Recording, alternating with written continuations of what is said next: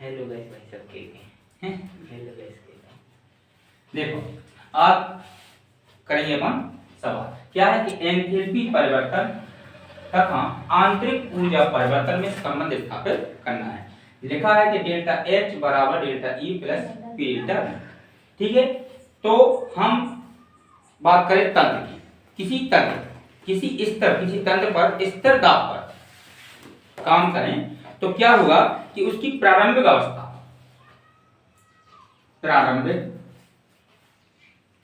यदि एंथैल्पी देखें तो एंथैल्पी होती है एंथैल्पी H बराबर E प्लस P प्रारंभिक अवस्था। किसी तंत्र में प्रारंभिक अवस्था तो क्या होगा H1 E1 प्लस PV1। ठीक है, क्योंकि दाब स्थिर है। अब अंतिम अवस्था देखिए, तंत्र की अंतिम अवस्था तो क्या हुआ H2 E2 plus P delta V2 PV2। ठीक है, अब दो समीकरण हो गए, समीकरण 1 हो गया, समीकरण 2 हो गया। दोनों समीकरण को क्या करेंगे हम जोड़े या नहीं घटाएंगे। समीकरण 2 में से समीकरण 1 को घटाना है। ठीक है, किसी तंत्र पर स्थिर दाब पर जब कार्य करता है कि पहिया प्रारंभिक अवस्था देखी तंत्र की तो क्या हो जाएगी कि H1 E1 और PV1। अंतिम अवस्था देखिए तो क्या देगी H2 और E2 और P। ये क्या है आपका एंथैल्पी, ये आंतरिक ऊर्जा है। ठीक है, ये आपका दाब है, ये आपका आयतन है। तो जी अब इनमें घटाएं तो क्या होगा कि इसमें से ये घटेगा, मतलब H2 माइनस H1 बराबर E2 minus E1 plus PV2 minus PV1। तो यहाँ देख रहे क्या है, ये परिवर्तन हो रहा है। ये परिवर्तन क्या डेल्टा H का रखा है, ये परिवर्तन डेल्टा E का रखा है, और ये क्या है P। यहाँ पे आप कॉमन ले ले तो अंदर क्या बचेगा V2 माइनस V1। क्योंकि हम देख सकते हैं कि डेल्टा H बराबर डेल्टा E और प्लस P, और ये क्या आता आयतन परिवर्तन है तो डेल्टा V। क्योंकि हमें निकालना था क्या डेल्टा H बराबर delta E plus P delta P। ये अपना यहाँ पे सिद्ध हो गया। ठीक, कुछ नहीं, किसी तंत्र की प्रारंभिक अवस्था क्या होती है H1 एंथैल्पी होगी, E1 और PV1 दाब स्थिर है। अंतिम अवस्था ये होगी, अंतिम अवस्था में से प्रारंभिक अवस्था पर घटाएंगे तो क्या होगा परिवर्तन होगा, आंतरिक ऊर्जा में परिवर्तन होगा, एंथैल्पी परिवर्तन होगी, उसका आयतन भी परिवर्तन होगा। ठीक है, ये होगा ये आपका क्या एंथैल्पी परिवर्तन, और ये क्या है आंतरिक ऊर्जा परिवर्तन, और ये आपका क्या आयतन परिवर्तन। ठीक है, इतना सा व्यंजक था।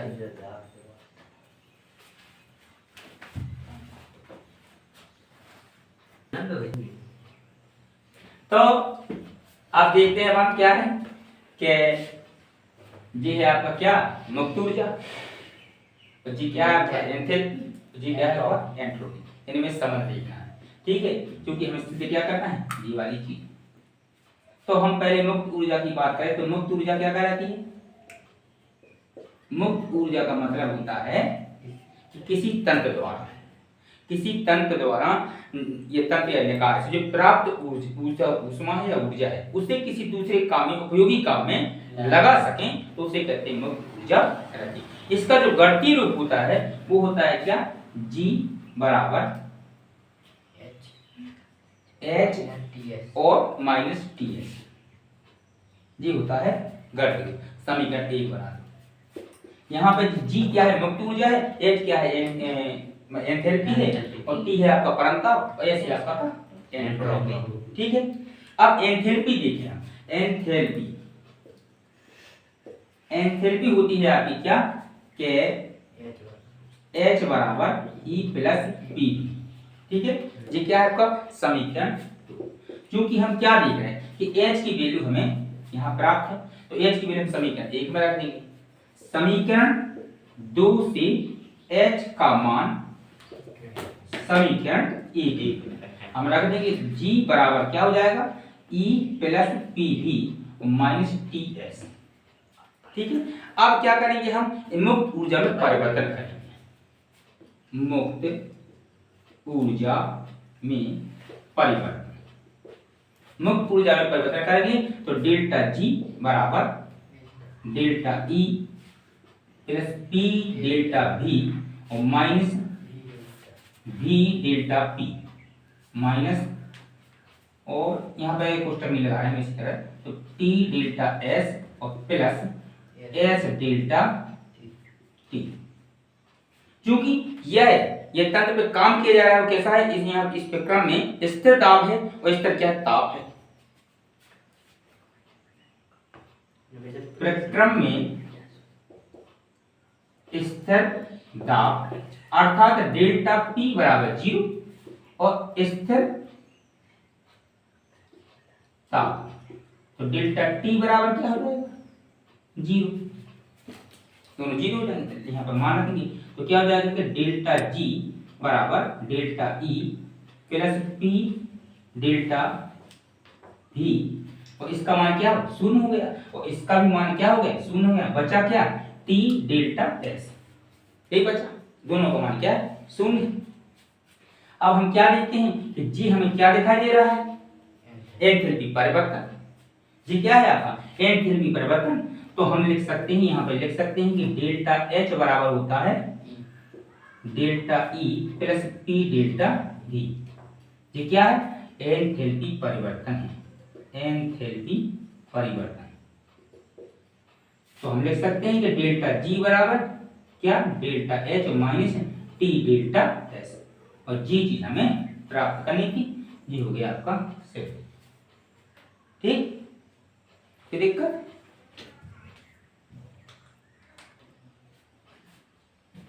देखो सिद्ध किए किसी की स्थिर दाब स्थिर ताप पर किसी प्रक्रम में मुक्त ऊर्जा में कमी निकाय द्वारा किए गए अप्रसार कार्य के बराबर होती है।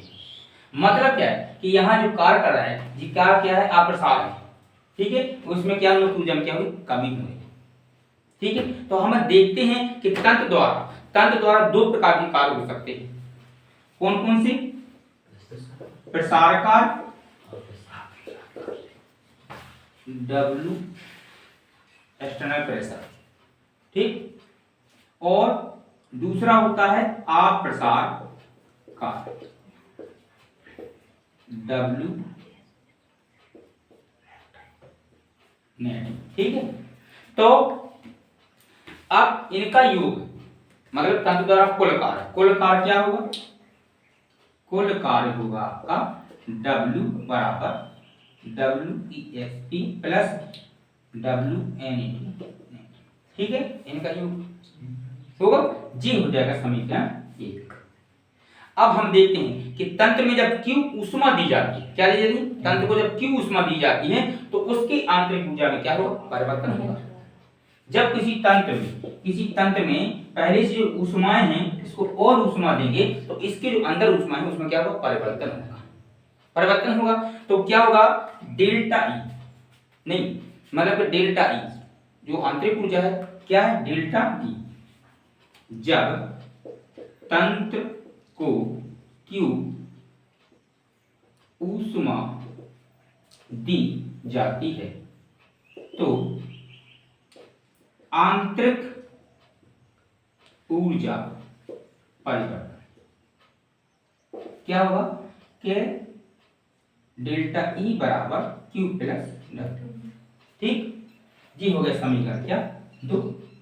अब समीकरण 2 होगा क्या करेंगे, अब यहाँ पे जो W है वो समीकरण 1 से मान क्या रख देंगे समीकरण 2 में रख देंगे।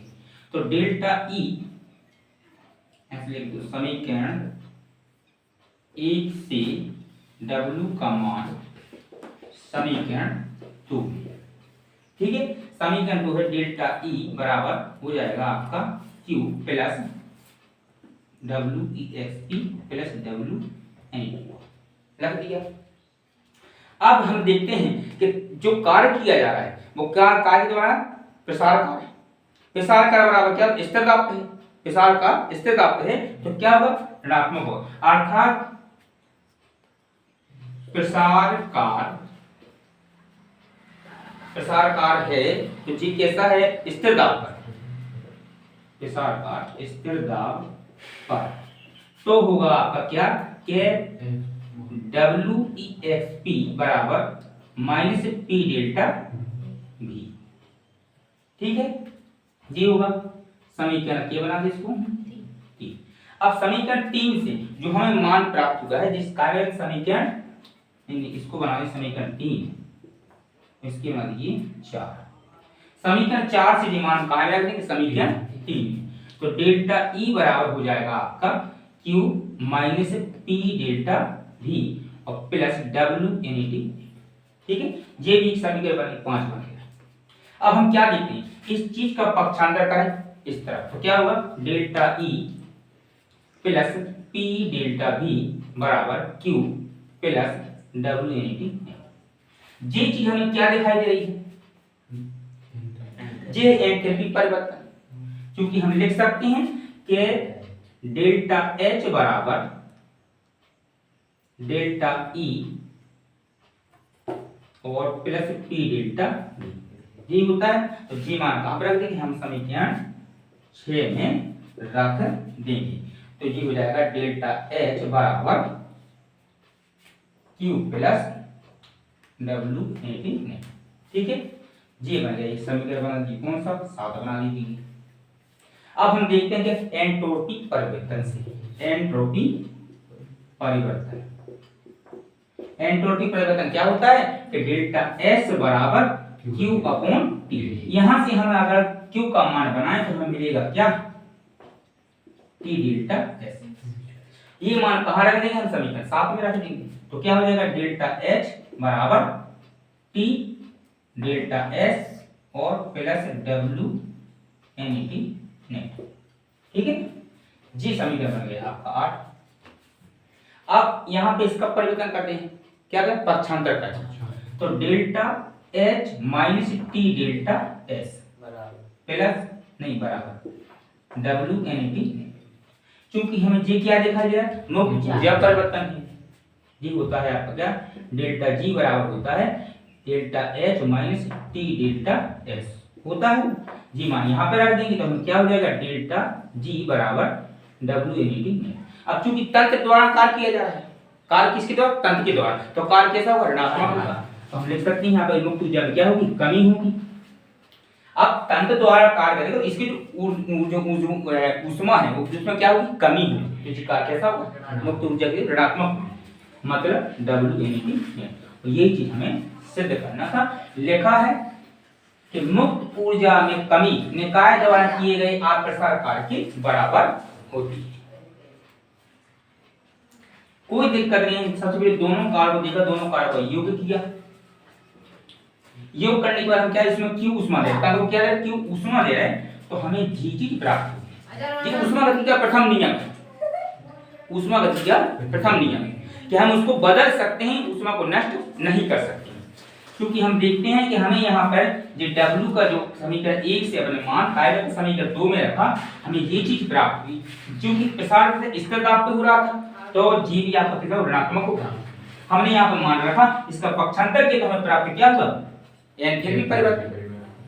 तो एंथैल्पी परिवर्तन जब लिखा, हमने देखा एंट्रोपी परिवर्तन। एंट्रोपी परिवर्तन होता है कि Q अपॉन T। यहाँ से हमने काय का मान बनाया, Q का मान बनाया। Q का मान हम समीकरण 7 में रखा, तो हमें क्या प्राप्त हुआ, ये चीज प्राप्त हुई। जब हमने T डेल्टा S को पक्षांतर किया तो हमें क्या दिखाई दिया, मुक्त ऊर्जा में परिवर्तन। तो मुक्त ऊर्जा परिवर्तन होगा, और परिवर्तन जो अप्रसार कार्य के द्वारा हो रहा है, इसलिए मुक्त ऊर्जा में कमी आएगी और ये कार्य के बराबर होगा। क्या के बराबर, अप्रसार कार्य के बराबर होगा। बताइए कहां दिक्कत है।